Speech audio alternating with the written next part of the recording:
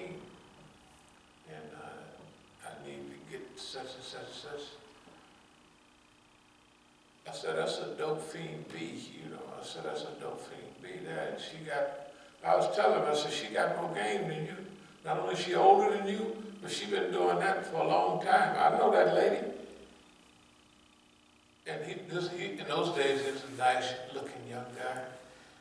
Now she want to help me. I said, all she know is, here's a young guy, got some potential, I'm gonna pimp him. That's all she goes, excuse me, like, she was a dope fiend B, you know, heroin, in fact. And she was not going to help him. He's a pretty boy at that time. He thought he was a handsome guy. Yeah, she gonna help me. I said, man. So this is what I'm going through all the time at the Masjid. I said, man, I come to the wrong spot. I should have came out and go down to the hostel and the dope houses, and I think I got a better chance of surviving down there with them because they wearing a sign, this is what we do, this is what we go, right? And the people here, they got a sign that said, we the believers, we the this, and everybody, I mean, the whole crew, because I was kind of famous at that time. I said, man, this is cold-blooded, you know? And so, actually, I went back to prison trying to dodge them. You know, I said, man, this is serious. So when I came out that last time, I had already had one or two run-ins with the believers, and then I had been back to prison for a while and studied all the time. Then when I came out, I was out a week or so, and then they put me back in prison for 14 months. Remember the thing it said that I had something from prison, and it said that you did this, that, and the other, or something. So anyway, so the last time I came out, I was already screwed up tight. I was ready to go. I was the time before that. But the environmental circumstances for a believer, a kind of a believer, a person is trying to be new at this. When he went to the Masjid, well, especially that one, in those days, let's just see, during the time, things that got out of little hand. I didn't mean to talk about it, I'm going to talk about it anyway. During the old days, there was a crew, I'm sure people would be aware of, in the so-called, we'll call it the nation or whatever we're going to call it, that their idea was money. And that was a whole crew of us that were in prison. We got money for them guys, man. We got money for those ministers and captains. Hey, man, them guys, and they burned all that money up. They was, you know, we was buying centers. In fact, almost every, because see, I knew a little bit of the crew that was doing that when I was out years ago. But when I wound up in the federal penitentiary, all the brothers there that had been, that's what they was doing. They was good brothers for those beliefs. But technically they just said that teaching is good. We want to help build a nation. It was LA, it was Oakland, man, it was San Francisco, it was the whole West Coast. You know, now, I got a better picture of that when I was in prison. Because all of us was doing the same type of, the ones of us that were in federal prison were there because we was helped time, it's nation time. You got to build a nation. Build a nation with money, you build a nation. So although we helped the party and other groups, we tried to help almost everybody. We had enough money that we could try to help everybody. But nothing ever happened. You know what I mean? They took that money. By the time the lamb without spot or blemish passed away, maybe 74, 75, the people in Chicago was hitting people upside the head with wads of money. This is the good believers, and this is the niggas, the nigger believers. Or non-believers, whatever you can't call them with. They was those people. And the people that believed in the message, hardworking, honest people, man, help the brotherhood, help the brothers. But the people in Chicago and the people in these centers around the United States, Nathaniel Muhammad went to the federal penitentiary back Deal Island. We was in Leavenworth, and he outside selling dope, and everybody know what he doing. And he get, first of all, in Kansas City, the captain, the secretary, and whoever, they was all in the federal penitentiary. If you looked at my other real good friends from Philadelphia, they used to call them Black Mafia. And they was really, they love you. But if you wasn't one of the, oh my goodness, they wasn't like we was. They would actually, they was harmful. But for us, there's like, it's our brother. When I got out of the pen, I used to send them it was still the Bilali News in. I'd send the whole brotherhood their own, newspaper. And I did that for a long time. But the point was, there was a group of people at the top that didn't care nothing about. It was worse than when Malcolm was there. Remember when Malcolm was saying, this, that, no hustle, hey man, by the time, that was in the 60s and the late 50s, imagine by the time the mid and late 60s roll around. That's why people that wanted to do something had to go out of the Nation of Islam. Like zebras. Y'all ever heard of zebras? The zebra killings in San Francisco. Look up zebra killings in San Francisco, 1965, something like that, 66, 67, 68. And anyway, all of the things that was happening was not because the government was bothering us. The government was bothering us, but everybody would know that if you talking that kind of talk, after just passing through the 60s, right, that you're going to be, what does it say about the zebras? Yeah, it was saying that the zebra murders were a string of racially motivated murders and related attacks committed by a small group of black Muslim serial killers in San Francisco, California, from 1973 to 1974. Right, yeah. I never heard They killed at least The 15 zebras? people and wounded Yeah, 8. zebras was, Wow. well, you saw some of the results of it in those Clint Eastwood movies during those times, the Zodiac.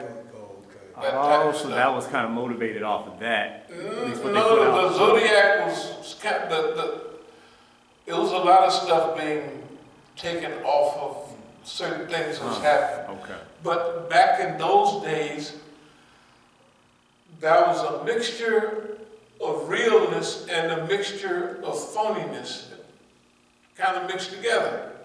Okay, now it ain't no, everything is either just real or it's phony. And most of the stuff, the believers, if you go down to certain places and the pioneers are there, they're real. It ain't no whole lot of dope dealers running in there, by now, But in those days, You had mixtures. When they said it's nation time, there's a group of people that believe this is nation time. And they getting big, and they're not stingy. You know, they're not stingy. That if you wanted to see a group of criminals, it would be the higher level in the Nation of Islam. Well, maybe I shouldn't say that. In those types of groups. No, they were thieves. The money that they got from us, unbelievable. When they said build a nation, you could have built it. Because now I knew what I was doing. And a couple of other brothers was doing. But when I got in the federal penitentiary, the whole fruit was there from the street based on this type of activity. Yeah, I used to hook up such and such and such. And I mean, we're all there together. We're discussing, y'all gave so-and-so such and such. Yeah, then they got this bond, then they lost it, and so we were and on this side, it was the same story, especially Philadelphia and other places. The Black Mafia from Philadelphia. Y'all read the names of those people and see who the Black Mafia was. You might be able to read Black Mafia of Philadelphia. Shoot. You'll see the names. So-and-so X, so-and-so this, so-and-so. You know, that's who the Black Mafia was. Okay? Whatever we was for black people. Now me, I was different from the other brothers because we never, can you imagine? All that money and all that power, and you never even beat up nobody. That's unbelievable. How are you going to run that type of operation? And you never even slap nobody around. That is more unbelievable than anything. That right there, and what's so serious about it, everybody knows that. We had all the power in the whole region and only exercise it to do good for people. That ain't normal. But that's the basis of the teaching. You gotta love black people. Actually, that's exactly what we was doing. Well, maybe nobody else was, but there's a crew that had mixtures of that they did good to build this nation time, you know, building the nation. And then certain things just came into vogue at that time, and we just picked it up and ran with it. Shoot, you know, okay. I didn't want to go off on that little thing, but we missed that period. That period went by, the people were not ready. The environment was not favorable for it. This environment, this period, the environmental circumstances are more amenable, and we ourselves have evolved.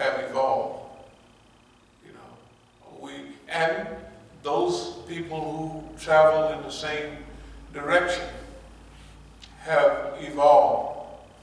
When I say that, that means they've evolved a little bit. If they had to make a decision whether I get kilos, 10 kilos here and make $8, would I do it or would I not? For me, it's no question. But there's people right now that they would have to struggle with that question. Because they would think, I know how to flip this. There ain't nothing in there that's going to put me under. You know, people going to use whatever they use anyway, right? So there's a group of people that would go ahead and do it. They're still part of evolution. They're still evolving. Remember, they used to do it all the time for nothing. Now they got ideology that they won't do it because it's haram. But I won't do it because it's haram unless it get up so high, then we gotta have a discussion. Yeah, about halal and haram and the purpose. And they'll come up with all kinds of stuff. They do it every week. They're gonna get it anyway. You know what I mean? And then what we gonna give them, it ain't gonna be mixed up with nothing. They're gonna have their eyes going crazy. So we gonna give them a good product, you know, and stuff like that. And that'll actually save. So the niggas will find out how to fix it up. It'll be natural. Huh? It'll be natural. Hey man. Yeah. Give everyone shoot, it grow up out of the ground, you gotta water it and stuff like that. That's natural. That's a hair is natural too. You water it, you grow up out of the ground, you know, hair everything else is belladonna, you know, that's poison. That's natural too. But anyway, let me get back on track.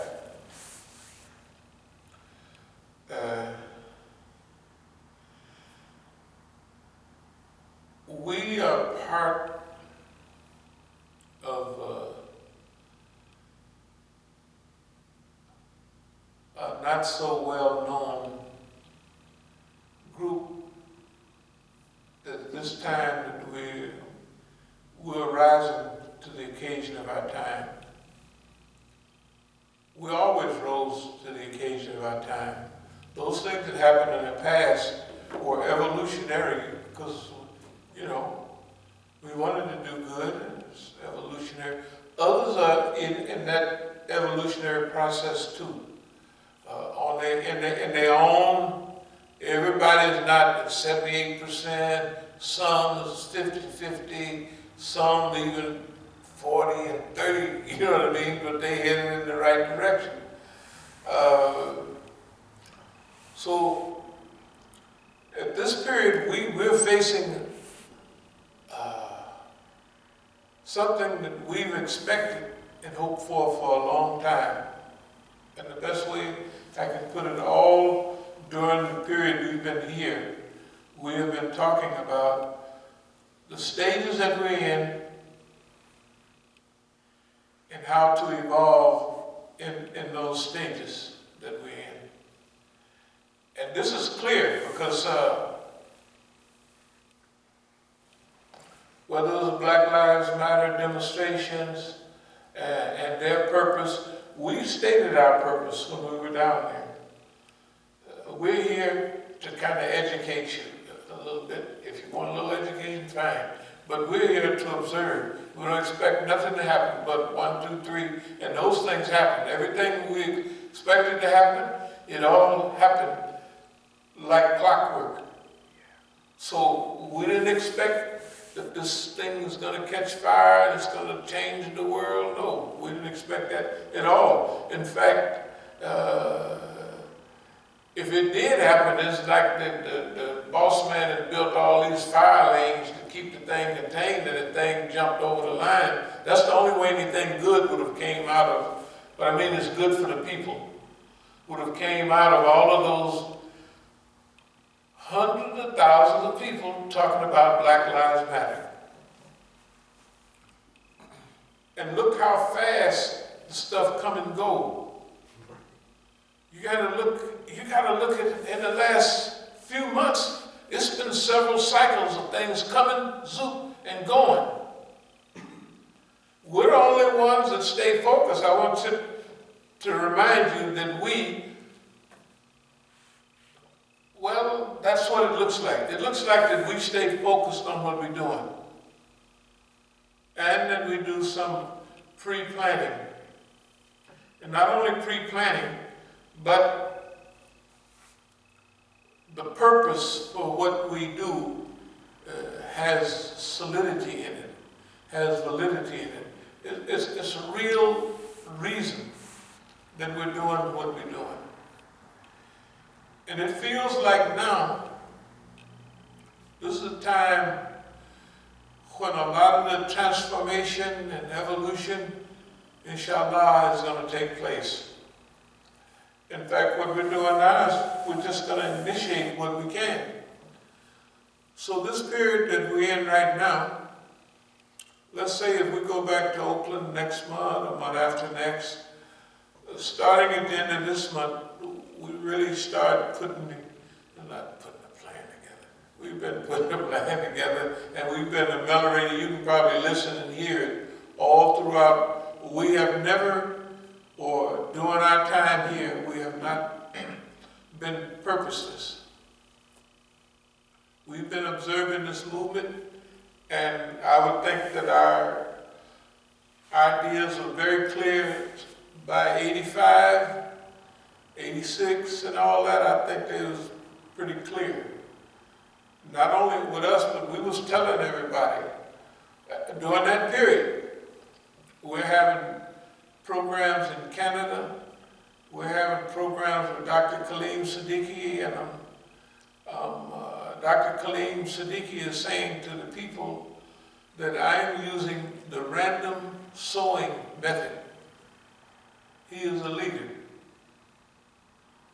So by the time he put that out, 85, we're meeting a lot all together. And if you went to the programs, you can ask the white man, he got it all on his recorder.